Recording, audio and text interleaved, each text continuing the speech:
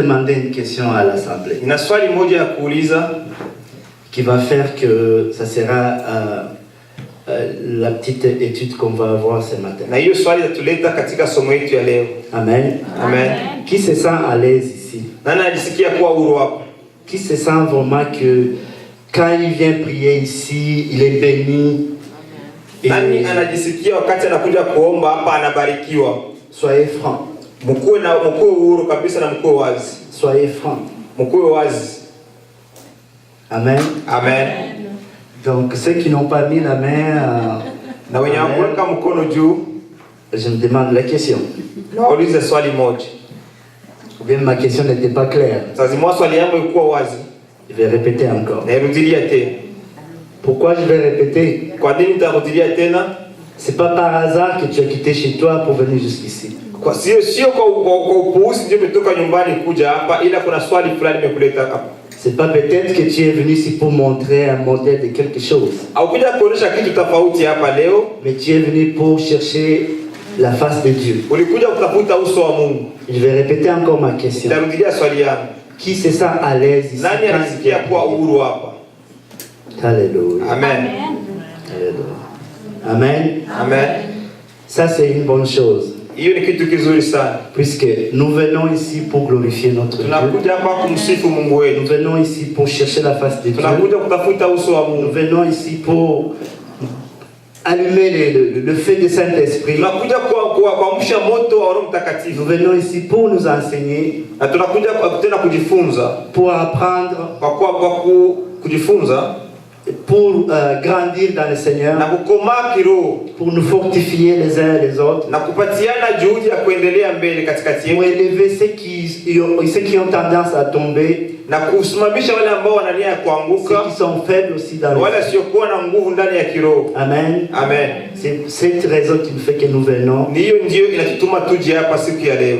ici aujourd'hui. Amen. Amen. J'aurais aimé une cantique, mais on Ningependelea fait hivyo déjà assis moja, confortablement. lakini tayari umekaa.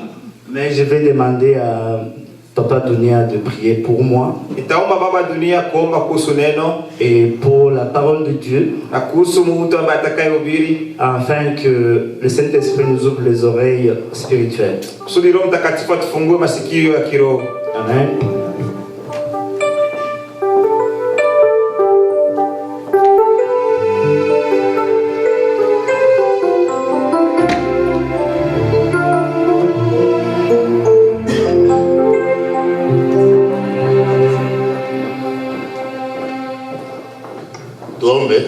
Prions.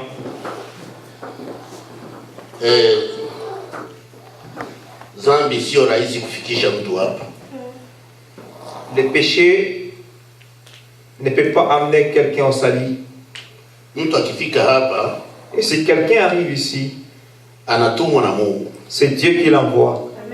Sababu ni mahali patakatifu. C'est parce que c'est le lieu saint. Na hawezi kutumwa bila juhudi. Et il ne peut pas être envoyé sans avoir le courage.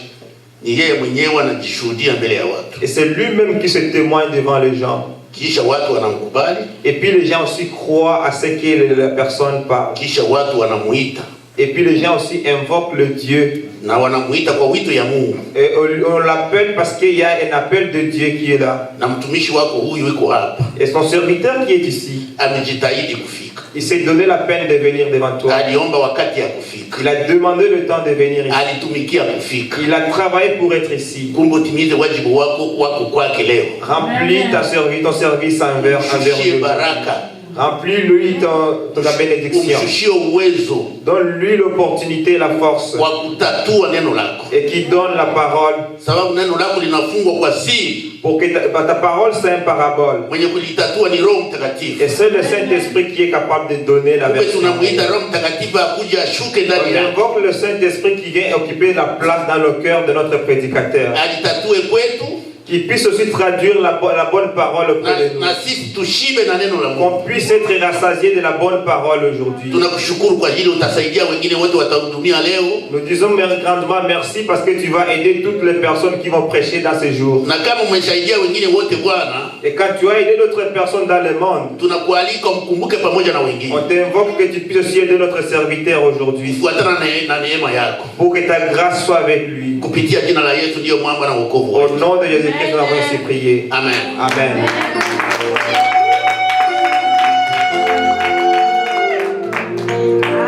Amen. Amen.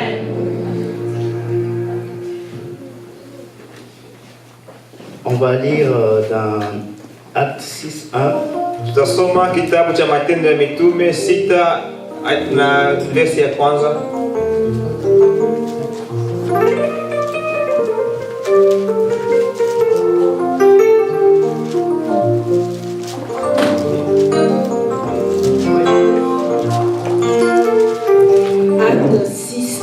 Je lis au nom de Jésus-Christ.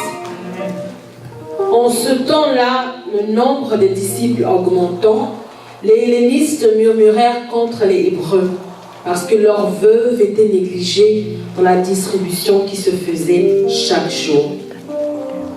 Amen. Tunasoma kitabu cha Matendo ya Mitume sura 6 mstari wa kwanza. Hata siku zile wanafunzi walipokuwa wakiongezeka hesabu yao, walikuwa na manunguniko ya Wayahudi wa Kiyunani juu ya Waebrania, kwa sababu wajane wao walisahaulika katika huduma ya kila siku. Amen. Amen. On va beaucoup plus regarder pourquoi la Bible nous parle de multiplication ici.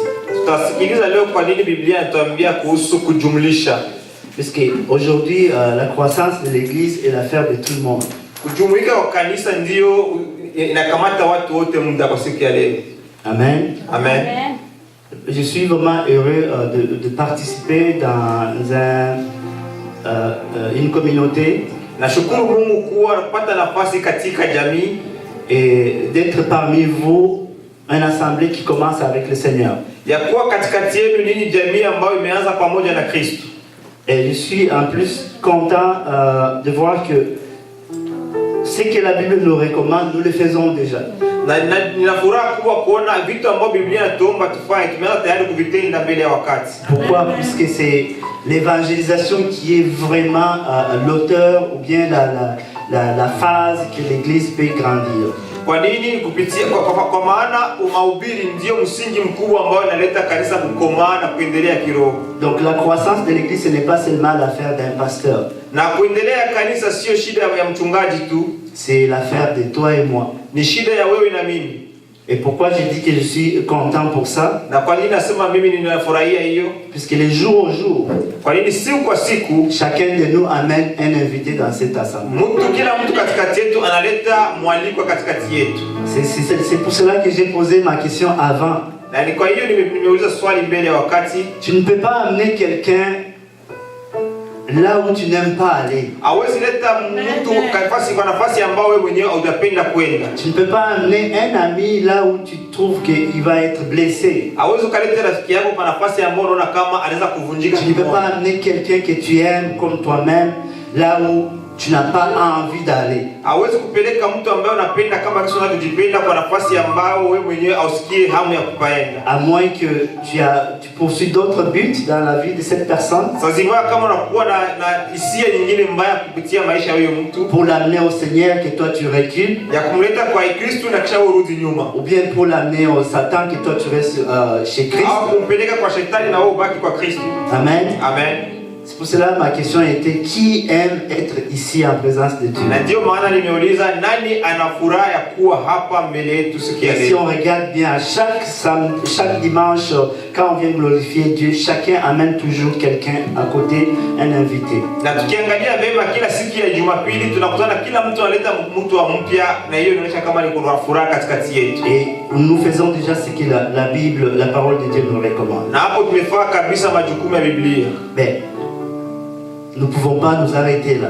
na hatuwezi kuachia hapo. Amen. Amen. Nous ne pouvons pas seulement nous arrêter là, Hatuwezi kuachia hapo, puisque quand la maison grandit, wakati nyumba inakomaa c'est la gloire de tout le monde. ni sifa zetu sisi wote. Alléluia. Amen. On va lire dans Proverbe 14, 28. Tutasoma Mezali 14:28.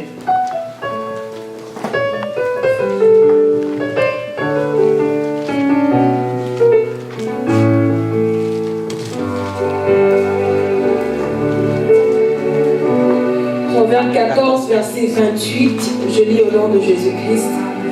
Quand le peuple est nombreux, c'est la gloire d'un roi. Amen. Quand le peuple manque, c'est la ruine d'un prince. Alléluia. Amen. Tunasoma kitabu cha Mezali sura 14 mstari wa 28. Utukufu wa mfalme ni mwingi kwa watu wake, bali uchache wa watu ni uharibifu wa mkuu wao. Amen. Amen. Alléluia. Amen. On voit vraiment que la parole de Dieu se complète à sa façon.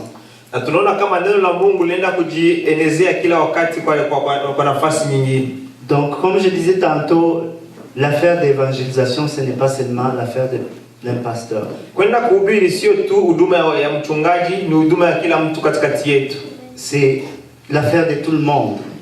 Ni huduma ya kila mtu katikati yetu kuhubiri. Dans les deux versets, ça nous donne quand même une façon de réfléchir.